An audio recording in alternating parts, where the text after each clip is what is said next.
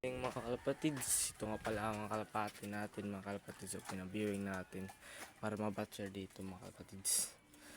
Ito mga kalapatids, yan o mga kalapati natin mga kalapatids, yan yung YB natin mga kalapatids, yan lang muna yung YB natin, nag-iisa lang YB natin mga kalapatids. Yan mga kalapatids, so pabatcher natin yun sila mga kalapatids. Dito may kalapati naman tayo dito, apat mga kalapatids. May apat tayo dito na kalapati mga kalapatids.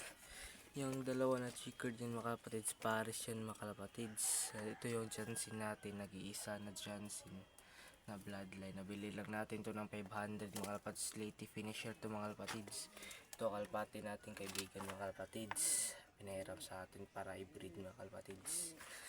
Meron breeder tayo dito mga kalapatids.